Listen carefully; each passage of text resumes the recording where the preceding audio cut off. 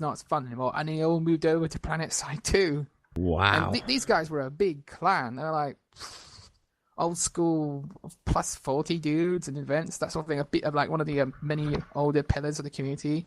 Wow. Yeah. And for some people, the novelty just wore off. What was the type of regiments who were around? Like, I'm going to tell you right now, the quality of regiments around right now really are quite poor, in the sense of attendance, in the sense of disciplineness. Like, there's a lot more trolling regiments, or a lot more, even the more competitive regiments aren't really taking the game like too seriously, which is a shame, because I'm sure when people did all try and always strive to improve, it must have been a completely different feel. Yeah. This is the basic life and death of a video game community. The strong foundation of the whole community just basically crumbled away. It's just time, man. I mean, It's unfortunate, but it happens. It happens to all games. I mean, it's much more noticeable because we're a lot smaller, and we all travel in the same circles, and you come across guys that have served in more clans and regiments than the friggin' mercenaries of Warband's fictional era. You know? Yeah, there are some people who just been in like so many different types of regiments. But so it sounds like you were mainly in the SA Dragoons. Did I say that right? I've always been with the SA Dragoons because this whole time. I kind of have no interest in playing any other clan because we're all close linked buddies. I mean, that is perhaps the camaraderie of the clans, the regiments in this game is one of the things that probably keeps the spirit alive, because you spend a long time hanging around with people and you play games with people and you get to know them. And I think that's one of the things that's so, I don't know if it's unique to NW. Probably not, but no. I know like MMO. Counter-Strike clans have been around for years. It's just a general, you find people you enjoy hanging around with, and you don't want to stop hanging around with them. Yeah, I know exactly how it is. Like when I started at like 14, instead of like doing sports or something like normal people should, I was playing NW and with a community of guys. I had a blast every single day. You know, I'd get home from school, hop on immediately, and just play for hours if I could. Some days when I first started, I could only play for like an hour and a half or something. I say that as like that's a short amount of time on a video game, but my doctor would be like, no. Trust me, with the whole Warband community and the Napoleonic Wars community, there'll always be someone with a lot more hours than you. Oh, indeed. I think, how many hours do you have, by the way, on the game? Oh my god. I did like to. I've played a couple, at least 100 hours of Warband, around 2,300 or something hours of the whole Warband, Mountain Musket sort of thing. To be fair, though, that shouldn't really count because you spend a lot of time in line battles just basically bullshitting with your part of my cussing. I don't realize. I'm not sure what the rating of the podcast is. Now I'm needing to put an explicit on it. All right, I did that yesterday with Irish anyway, so continue. Oh, all right, okay. But basically, just don't go too bad. You spend a lot of time just messing around when you're dead with your mates, and I mean, that shouldn't really count. Well, I think for me, it don't feel too bad because I started in 2014 and I have like almost 3,000 hours on the game. So yeah, I think an average player for the Napoleonic Wars and Mountain Musket Warband probably would have 3,000 players. I imagine those more who've still continued to play to this, to like even long after the diaspora and the collapse of the whole in the NW community thing. Yeah, I mean, let's continue because we're only getting a tangent. Sorry, it's like being in Discord with my guys. We're very tangent heavy. Yeah. What were some notable achievements I want to get to of the SA Dragoons? Were there any notable achievements you can remember? It doesn't even have to be like for events or anything, but just like being a group. What makes you guys different?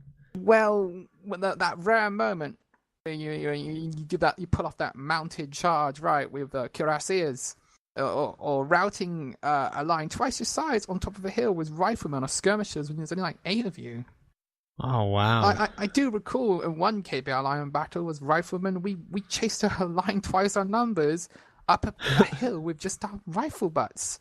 There's moments like that, like you with like certain other game franchises that just keep the magic going. Ah, yes. Indeed. Those moments are the greatest. Any other notable achievements you can think of? Or Ah, any... well, uh, we with artillery, we've had some, back in the days where lines were a lot thicker, of course. Yeah. You had guys like Pants who would take out whole chains of dudes. I mean, back then it was kind of more casual to see whole lines getting bowled over by one round shot. But as the game grew older and lines grew shorter and line battle tactics kind of changed to the point where there was not really a What were the spark tactics anymore. in the beginning, by the way? Do you remember them?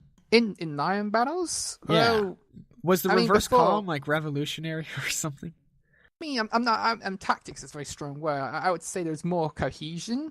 I mean, there more balance as well because a lot more people were playing and a lot Uh-huh. more clans were working together, and there wasn't so much drama. I mean, I remember sadly the final line battles with Napoleonic Wars, where both sides would just basically wait behind a hill until someone made a move, and awkwardly everyone trickled forward.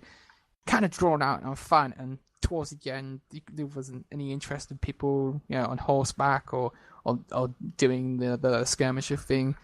I mean, light infantry is okay.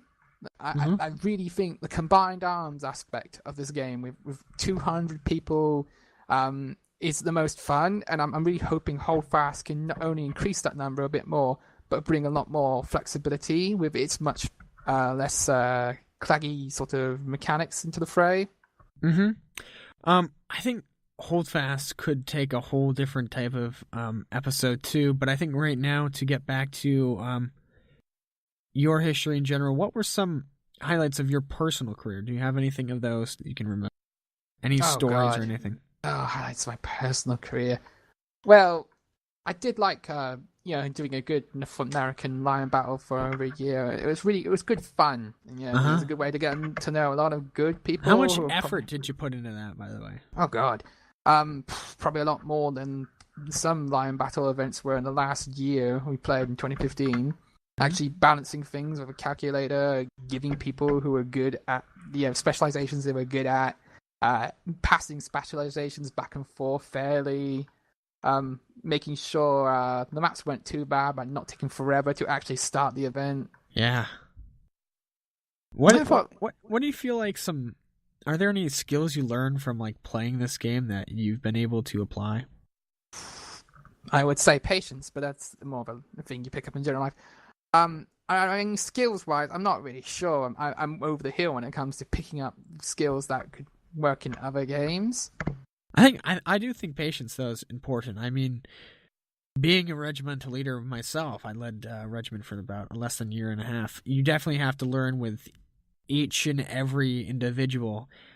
Patience is critical, and I also think one of the things I did want to get back to is leading throughout your time. What were some like hardships you faced or some annoyances that you had?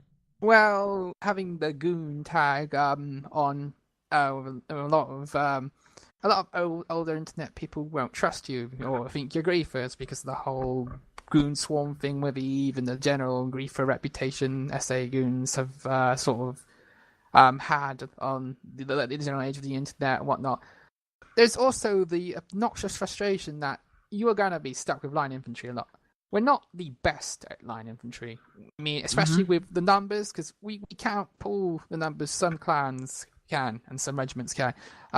We've had the same 25 to 30 regulars the last 4 or 5 years. Now, is that 25 or 30 people on every day, or is that... Well, don't turn up on the an man event. in the group? Those are the regulars. Occasionally, other people show up and come and go as they please, because life is like that. Really. Yeah. I mean, the average age for SA Dragoon clan members probably been 19, 20. We don't get much young people. We're like because we're in different circles and the forums. The SA forums themselves obviously drawing people from the pre-internet 2.0 days. You know. Mm-hmm. I So, mean, it's difficult because the timing of events for both EU and North America are at the time where people are sitting down to have their evening meals or getting home from work. Plus a lot of guys and finishing education and getting into employment and the shift patterns. I would honestly love to be able to bring at least 20 people. I mean, that would be perfect. I'm not complaining. Yeah. Mm-hmm. How I do you must feel admit, like the SA Dragoons kind of? How do you feel the state of them went? Like, how did you guys evolve over the time with NW? Does that make as a sense? clan, Mm-hmm. well, we learned our strengths and weaknesses. Basically, with us, it's impossible. Only like a handful of us actually want to lead. It's the pressure, man, it's a pressure cooker environment. Yeah. You don't want to be that guy that wasn't paying attention for that 1 second, and then oh no, half the line is dead. Yeah, cannonballs. I mean, a lot of us want to just shoot a musket and line up and massive bayonet charge a dude. I mean, only a handful of us want to lead, and it's kind of sad, really. But I mean, that was probably our weakness, but our strength certainly is mastering the less linear sort of specializations, artillery, cavalry, and good old skirmishers and riflemen, which are great. We've had the best memories were always supporting a line or taking someone without unawares. What are you guys known for, like, in the community? Like, if someone said SA Dragoons, what do you think other people outside the regiment would think of them? Probably target practice. Well, those guys are really great on horses when they've got their shit together. And for you, what do you feel like you know your regiment as? Just a bunch of cool, chill dudes who want to play with muskets and swords. That sounds like an awesome time. It is. Anything else? Oh God, are we at the end already? No, not ending already. I'm just curious. Like, any other thoughts you have?